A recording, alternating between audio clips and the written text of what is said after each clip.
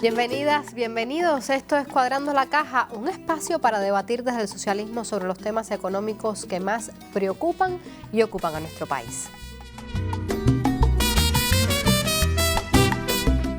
Yo soy Laura Prada y hoy estaremos hablando sobre las empresas basadas en ciencia e innovación. ¿Por qué, a pesar de los reiterados llamados, la innovación no es transversal a nuestra economía? ¿Podemos desarrollarnos sin que la cultura de la innovación se generalice? ¿Por qué son tan pocas las empresas de alta tecnología que existen hoy en nuestro país? Estas serán algunas de las interrogantes que trataremos de responder hoy, y para eso nos acompaña en el Máster en Ciencias Rafael Luis Torralbas Espeleta. Él es presidente de la Sociedad Mercantil del Parque Científico y Tecnológico de La Habana. Le doy la bienvenida. Muchas gracias, Laura. Nos acompaña también el doctor Agustín Laje Dávila, investigador y profesor titular, asesor del presidente de BioCuba Pharma. Bienvenido. Gracias. Y el máster en ciencias, Ruberdanis Tamayo Portales, él es director de tecnología e innovación del SITMA. Le doy la bienvenida. Muchas gracias. De inmediato iniciamos esta emisión, así que usted quédese con nosotros. Ciencia y las producciones de la ciencia deben ocupar un día el primer lugar de la economía nacional. Pero a partir de los escasos recursos, sobre todo recursos energéticos que tenemos en nuestro país, tenemos que desarrollar las producciones de la inteligencia. Y ese es nuestro lugar en el mundo, no habrá otro.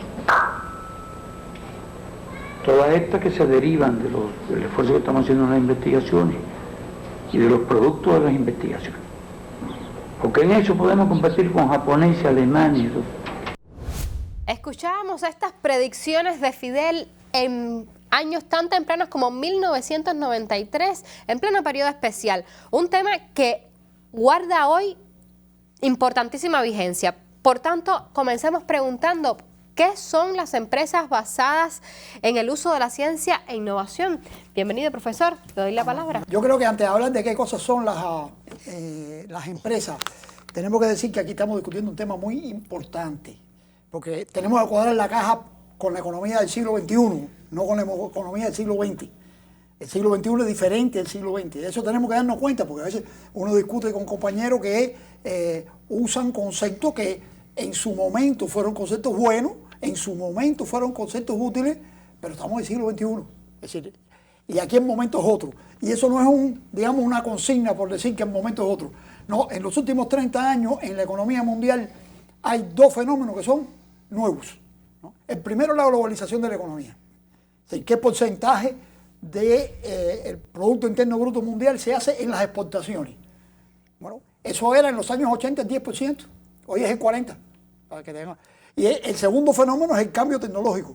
Es decir, la medida en que las empresas van cambiando los productos y los procesos a una velocidad que no es la que teníamos en el siglo XX. Quiere decir que tenemos que, para analizar el fenómeno de las empresas de alta tecnología, tenemos que decir que este es un fenómeno vital para que nuestra economía pueda insertarse en las tendencias de la economía mundial.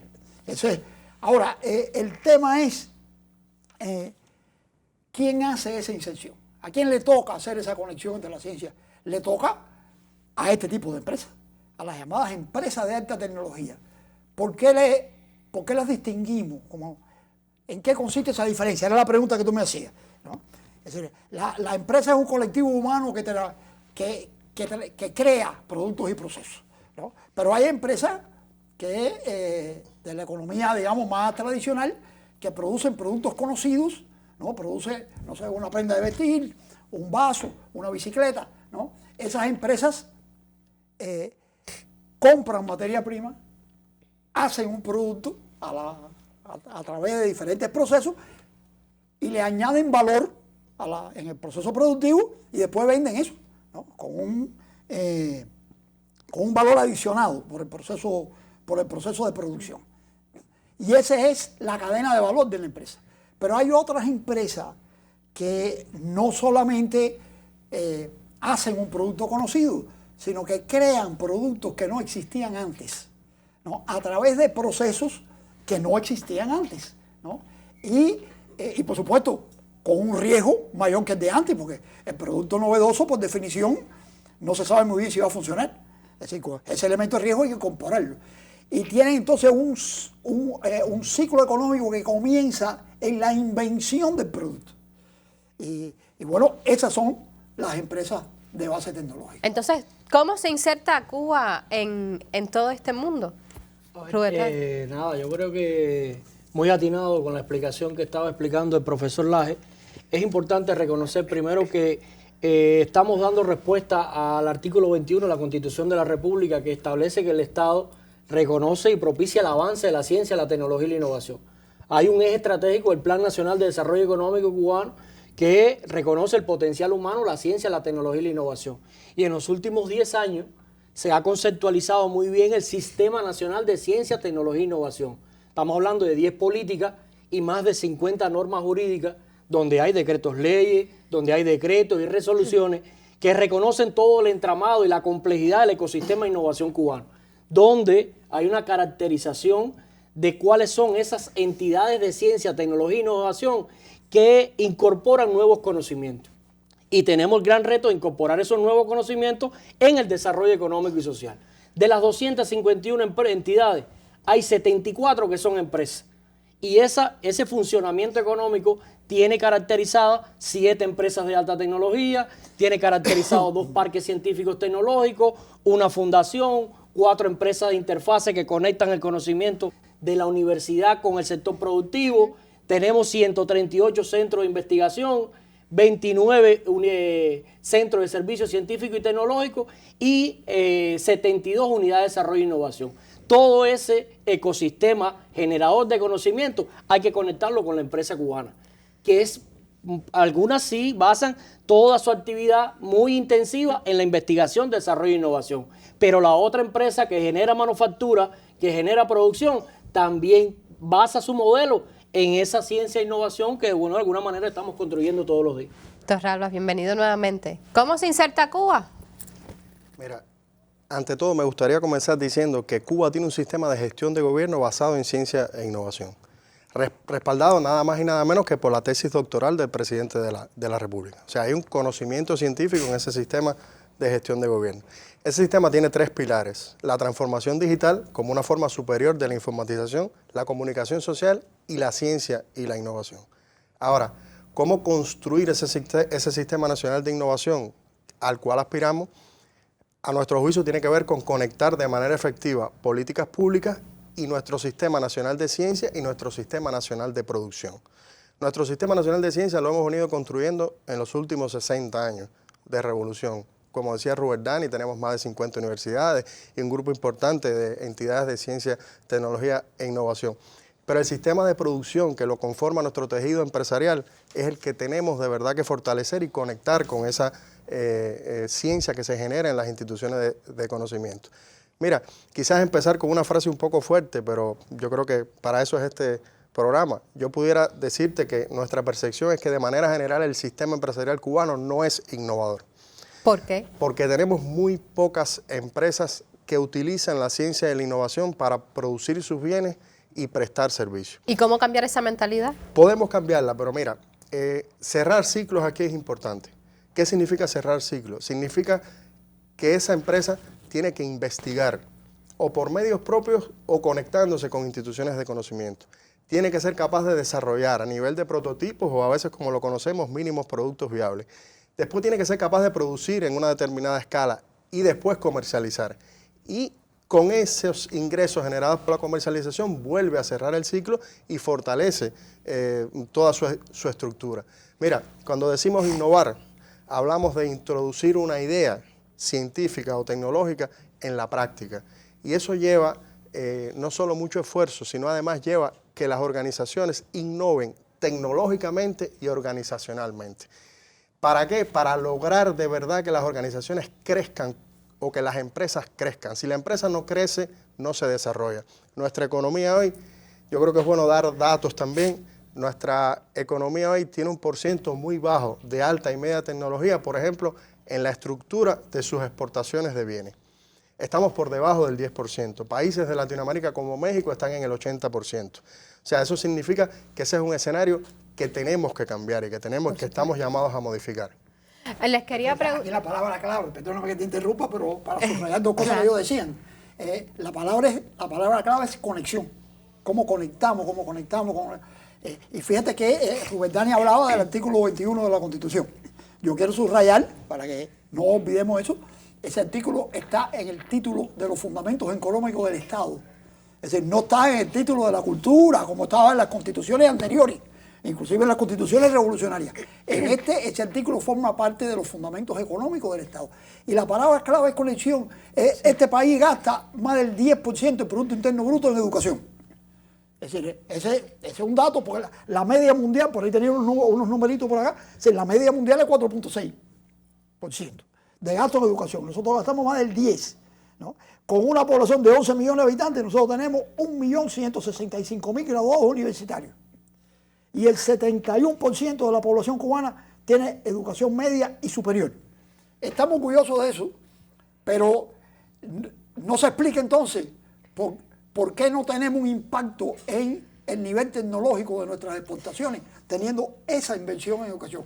La palabra clave es conectar. ¿Cómo conectamos? Por esa palabra clave que usted decía que es conectar, yo les quería preguntar, ¿es entonces económicamente efectivo apostar por este tipo de empresas y por qué lo es aún más para un país como Cuba?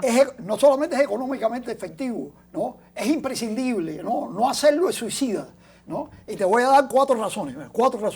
Es decir, la primera razón es que nosotros somos un país chiquito, 11 millones de habitantes. Nosotros tenemos que hacer una economía exportadora.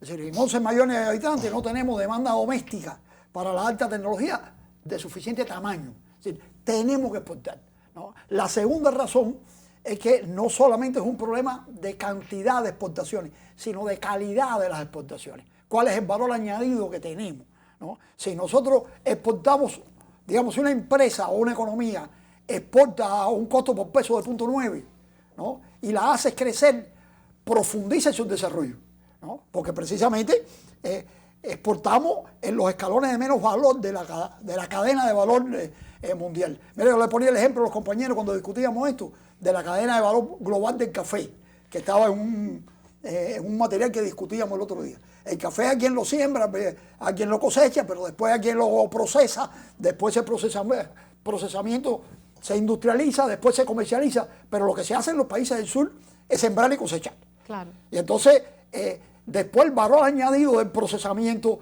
del marketing, ¿no? De la cadena logística, de distribución, todo eso está en los países del norte, ¿no? Y hay una estimación de que lo que recibe el que siembra es el 3% de valor añadido.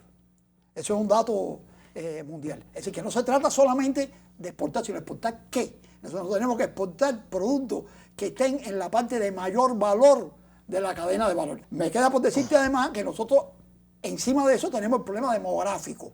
Es decir, nosotros tenemos una población envejecida, ¿no? Hay gente que lo ve como un problema, ¿no? Yo lo veo como un logro, ¿no? Esa es la expectativa de vida de los cubanos, ese es el nivel educacional de las mujeres. Hay una serie de factores, no todos son buenos, pero hay factores buenos ahí. En este momento nosotros tenemos, ¿cuál es el dato que dio Aja el otro día? Aja hablaba de 21.9% de la población cubana por arriba de los 60 años de edad. Y ese por ciento va a ser 30% en unos años más. Entonces, ¿qué pasa? ¿Qué implicación tiene eso para la economía? Que el trabajador de 50 años de edad tiene que ser económicamente productivo. Y esa es una economía de alta tecnología. No tenemos alternativa. Gracias por esa conclusión precisa. Vamos a hacer una pausa. Escuchamos un material que nos amplía un poco más el tema que tenemos en discusión hoy.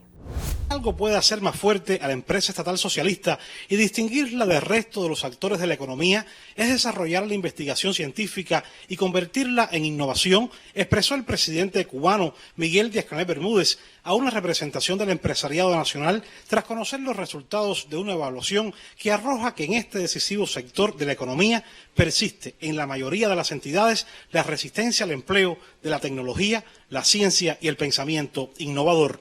Yo creo que si a una cosa tiene que apostar nuestro país para lograr desarrollo, para ponernos a la par del desarrollo en el mundo, para lograr más rápido esa anhelada prosperidad y que está en la visión de la nación que aprobamos en el Congreso del Partido, el camino es la innovación. Más para un país pobre,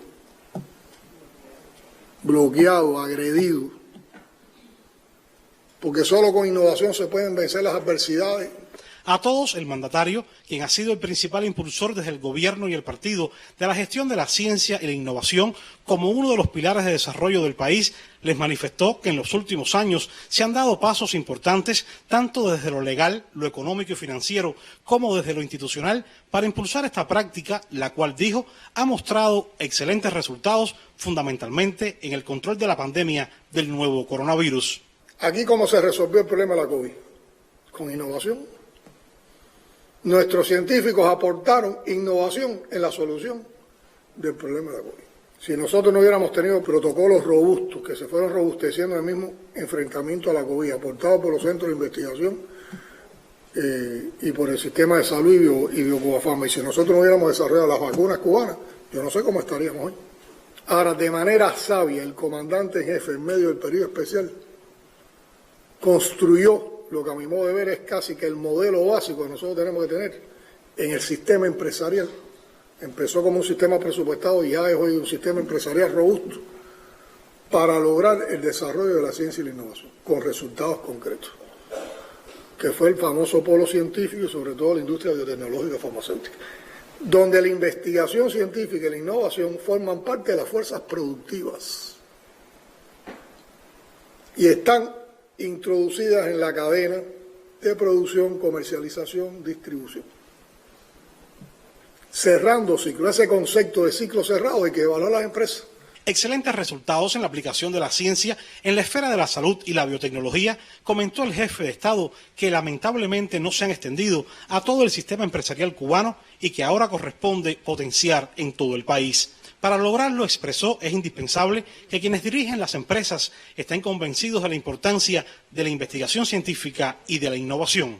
Mientras los cuadros empresariales y los cuadros de dirección y los cuadros de gobierno y los cuadros del partido no seamos los primeros abanderados como era Fidel en el tema de la ciencia y la innovación, esto no va a caminar.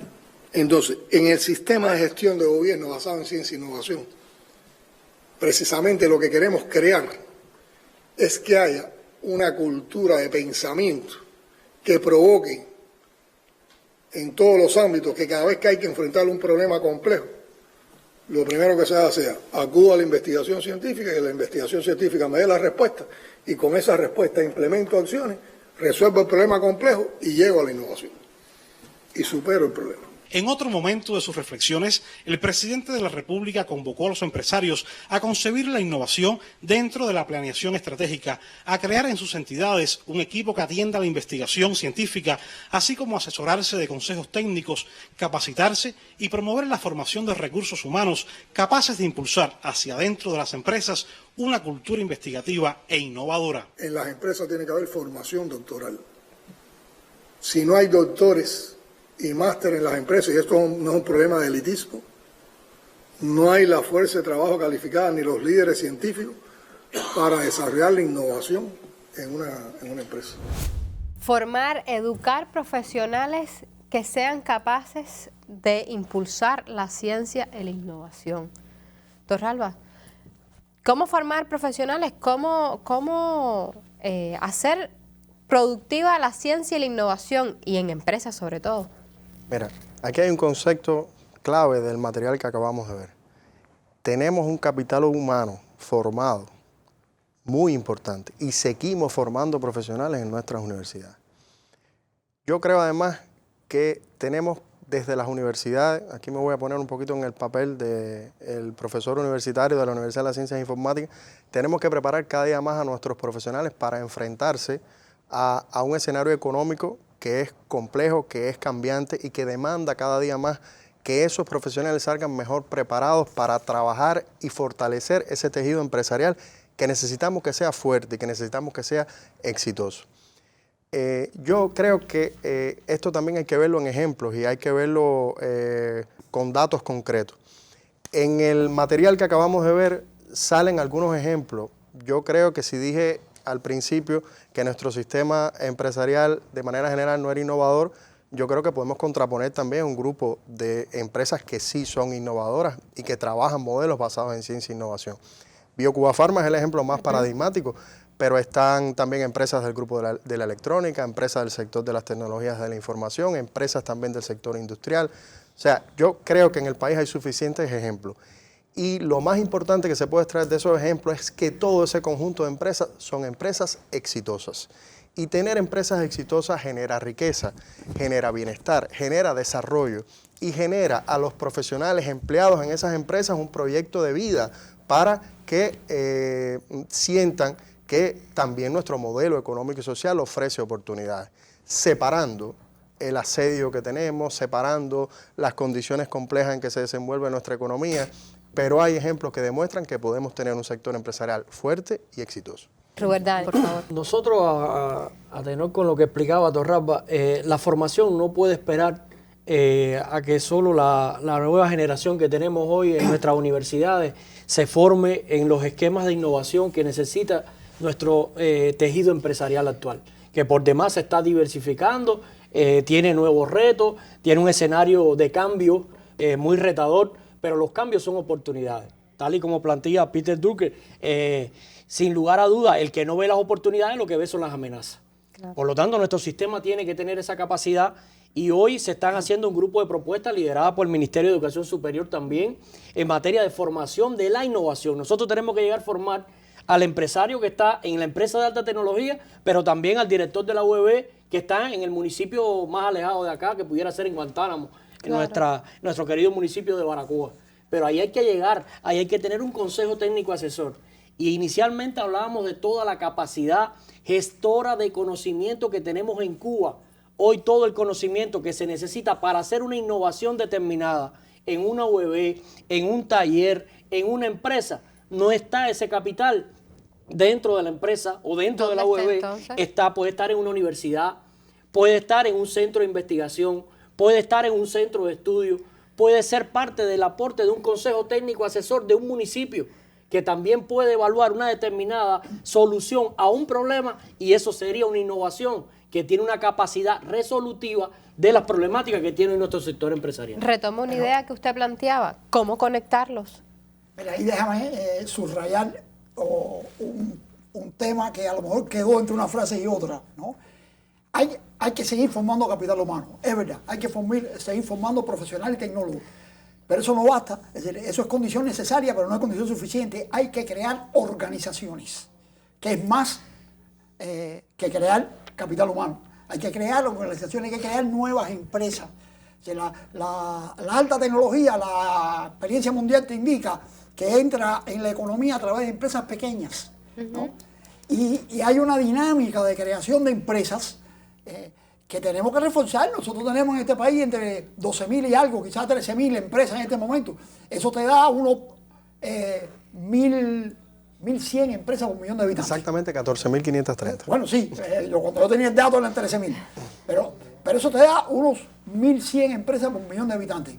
Bueno, compañeros, hay países que tienen 10 veces eso, empresas por millón de habitantes, ¿no? Nosotros tenemos que propiciar, ¿no?, la creación de empresas. Esa es la historia de las MIPYMES de base tecnológica, porque además esas MIPYMES tienen que surgir con mayor dinámica en el sector estatal, porque el sector estatal tiene un rol, ¿no?, en la conexión de la ciencia con la economía. Y claro, de hecho, en nuestra Constitución está bien definido que los sectores estratégicos, ¿no?, son propiedad socialista de todo el pueblo, ¿no? Las empresas estratégicas. Y estratégico no es igual que grande. Es decir, una empresa puede tener 40 trabajadores y ser estratégica por la tecnología que tiene. Entonces tiene que haber una dinámica de creación de empresas estatales, que además, si miramos para atrás, es nuestra propia experiencia. Cuando se creó el antecesor, que fue el antecesor del Centro de Ingeniería Genética y Biotecnología, el Centro de Investigaciones Biológicas, donde se hizo el interferón, se inauguró con 32 trabajadores, ¿no? Y el Centro de Inmunoensayo, el que hace el SUMA, se inauguró con 25 trabajadores. Bueno, ahora son empresas más grandes, pero en el momento que se inauguraron, en la nomenclatura de hoy, les hubiéramos llamado MIPYMES, ¿no? Eran MIPYMES estatales de base tecnológica, ¿no? Y ese es el papel que tienen las empresas estatales en ese... Quiero preguntar, porque al comienzo, Robert Dani, usted mencionaba que existen solo 7 empresas de alta tecnología en el país. Entonces, tomando esta idea, pregunto, ¿es la innovación en Cuba solo un privilegio de BioCuba Pharma? No, yo creo que no. discúlpame ahí, pero la tercera encuesta nacional, el Ministerio de Ciencia, Tecnología y Medio Ambiente, como parte de su función rectora, tiene un instrumento para la evaluación del desempeño y la innovación en Cuba. Y en el 2018, antes de la pandemia, se aplicó la tercera encuesta nacional de innovación. Y por ejemplo, te puedo decir que el mayor por ciento de las innovaciones que hoy suceden en Cuba son organizacionales y no son asociadas a la alta tecnología. Es decir, que la cifra cuantitativa no te da realmente una transformación de la cantidad de problemas que tenemos o de los aportes que pueda tener la innovación en comparación con el Producto Interno Bruto. Pero sí hay un nivel de innovación. Lo que necesitamos es mucha innovación en función de la solución del problema y del aporte que demuestre una ciencia por demanda y no una ciencia por oferta en relación con lo que está pasando hoy con la innovación. Necesitamos innovación en la actividad comercial, necesitamos innovaciones de proceso que puedan traducir productos y servicios con capacidad disruptiva, que son algunas de las que están asociadas a los nuevos escenarios que de alguna manera hemos conocido como estructura dinamizadora de la innovación, donde entran los parques científicos tecnológicos, las empresas de alta tecnología que tienen determinados productos, bienes y servicios de alto valor agregado con un impacto determinado en el Producto Interno Bruto de nuestro país. Pero también es verdad que nos hemos concentrado, la creatividad de los últimos años ha estado demasiado concentrada en el sector de la biotecnología. ¿Cómo diversificarlo? El país está orgulloso de eso, con toda razón, ¿no? Porque las cosas que se han logrado ahí es verdad, pero cuando decimos que sentimos orgullo por lo que se ha logrado en ese sector, al mismo tiempo tenemos que empezar a preguntarnos por qué no hemos logrado algo equivalente en otros sectores, ¿no? Y el fenómeno está precisamente en las organizaciones de conexión, esas que conectan la ciencia, ese tipo nuevo de empresa, que es la empresa de alta tecnología, por eso, y la MIPYME, porque la empresa de alta tecnología se supone que es una empresa con determinado nivel de madurez, ¿no? Sí. Eso es lo que dice el decreto, que ahora estamos perfeccionando, pero tienen que surgir MIPYMEs de base tecnológica y orientación exportadora, y tienen que surgir fundamentalmente en el sector estatal, porque es estratégico para el país. Voy a ir donde terminó el profesor Laje y quiero diferenciar dos conceptos que hemos manejado, yo creo que para mejor entendimiento de los que ven el programa. Estamos hablando de empresas de alta tecnología que tienen un grupo de indicadores específicos que las caracterizan y que son normalmente indicadores de empresas establecidas. Pero hemos hablado de las empresas de base tecnológica, que según lo hemos conversado pueden ser un estadio anterior a la empresa de alta tecnología. Por eso Laje insiste tanto que tenemos que potenciar la creación de nuevas empresas de base tecnológica en el formato de micro, pequeñas y medianas empresas. Ahora, ¿qué significa que una empresa sea de base tecnológica? Muy sencillamente es que utiliza el conocimiento científico para producir bienes y prestar servicios, de manera fundamental. Y de manera directa, porque a la larga todo el mundo utiliza el conocimiento científico de hace 200 años, ¿no? Claro. Pero de manera directa, el de hoy. De manera directa y en conexión con el Sistema Nacional de Ciencia. O sea, eso es un concepto importante. Por tanto, para que nuestro sistema empresarial sea cada día más innovador, volvemos al objetivo fundamental. Tenemos que conectarlo mejor con el Sistema Nacional de Ciencia. Ahí hay que buscar entornos habilitadores. Los parques científicos tecnológicos son algunos de los entornos habilitadores que el país ha creado para potenciar este nacimiento de nuevas empresas, digamos, con una nueva vocación. Vamos a ahondar a continuación un poco más. Vamos a escuchar a nuestro gurú de Jatibonico. Ya regresamos. Palabras como eficiencia, visión, valor agregado son claves para un mercado de muy dura competencia. Nos urge poner la ciencia al centro del día a día y que nuestra economía no vea como rarezas micro y medianas empresas de alta tecnología.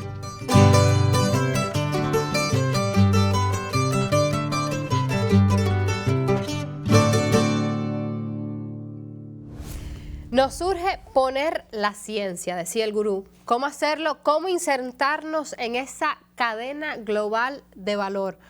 Profesor Torralba, le hago esa pregunta y además le pregunto, le añado, ¿cómo hacen desde los parques tecnológicos? Porque son dos, uno en La Habana y otro en Matanzas, pero también hay otros que no son parques. ¿Qué función cumplen? ¿Cómo se conectan? Retomando la idea del profesor Agustín. Sí, mira, hoy hay varias formas, le hemos llamado formas dinamizadoras a la ciencia, la tecnología y la innovación.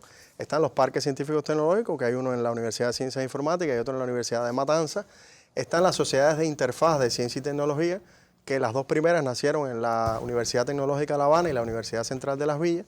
Y adicionalmente han nacido otras en el Complejo Científico Mayabeque, la Universidad de Oriente, la Universidad de Holguín y la Universidad de Camagüey. Aquí hay una especie de parejas con la Universidad de Guantánamo, la Universidad de Moa y la Universidad de Ciego de Ávila.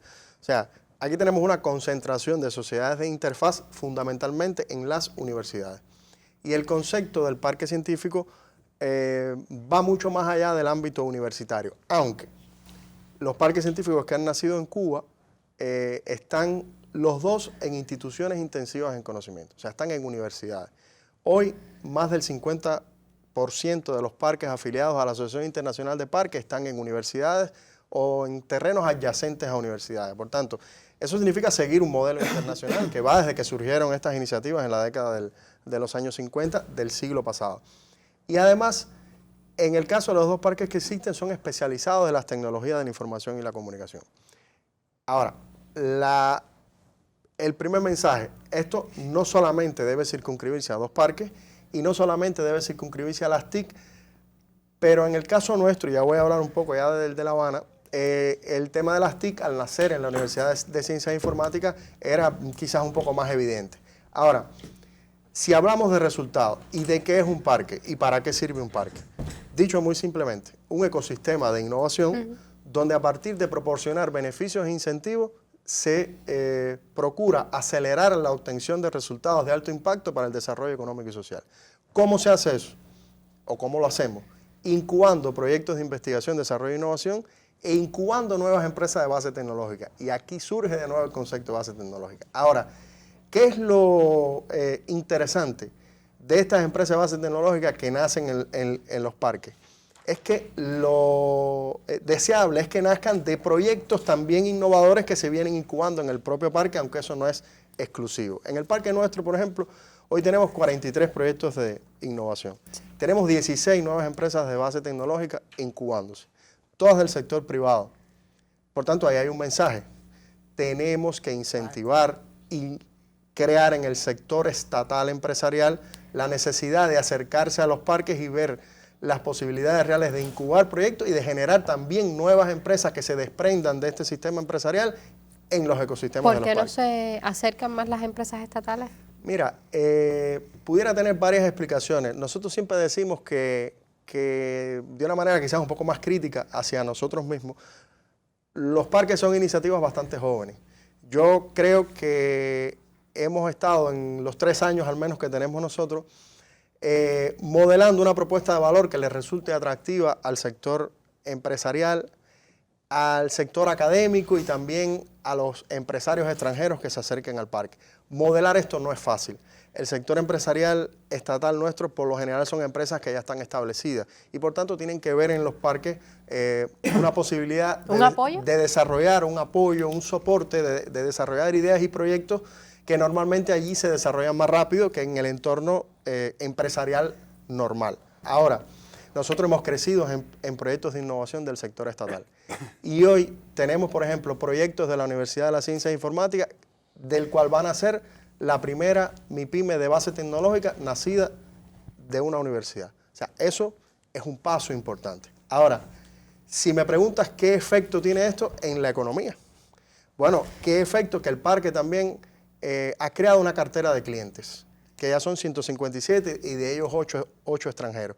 ¿Qué significa tener una cartera de clientes? Significa que ya hay resultados del parque que tú trasladas a esa cartera de clientes y por tanto clientes que han confiado en las soluciones que se generan allí y son soluciones además que ya estás trasladando a ese sector empresarial. Y además, una cosa muy importante, el profe Laje habla mucho de la inserción internacional. Nosotros vemos la inserción internacional. Y ya lo veíamos también al comienzo, en las palabras de Fidel. Ese es nuestro lugar en el mundo. Ese es nuestro lugar en el mundo. Ahora, ¿cómo vemos nosotros también la inserción internacional? Buscando insertarnos en redes colaborativas internacionales. Porque hoy, al menos el mundo de los parques científicos se mueve mucho en redes. Y bueno, ahí tener relaciones con instituciones homólogas nos ayuda no solo a beneficiarnos nosotros de ese saber hacer y de esas oportunidades, sino beneficiar a esos emprendimientos que venimos incubando. Por cierto, ¿Cómo ir más allá de La Habana y Matanzas con estos proyectos? antes de responderte la pregunta, me gustaría diferenciar la palabra innovador y emprendedor, porque son dos palabras que están de moda. A mí las modas no es que me disgusten, pero a mí me gustaría que se ponga de moda algo que de verdad todo el mundo entienda cuando lo dice, ¿no? Y no repetirlo porque esté de moda. Nosotros entendemos que una organización innovadora debe ser también una organización emprendedora, porque si no, esa idea innovadora no puede llegar de manera efectiva y sostenible al mercado. Entonces, si no es emprendedora, no es innovadora. Si no, fíjate, puede ser innovador y no ser emprendedor, y puede ser emprendedor y no ser innovador. Pero para que esa innovación, o sea, esa idea que hablamos al principio, o resultado científico que queremos introducir en la práctica, llegue de una manera sostenible al mercado, porque fíjate, la palabra sostenibilidad es clave. Tú no haces nada con tener un resultado, que nazca una nueva empresa y que la empresa muera en unos años. No, lo que necesitamos es, como pasa en muchas partes, lo que necesitamos es que esas empresas sean fuertes, que se establezcan en el mercado y que aporten de verdad soluciones.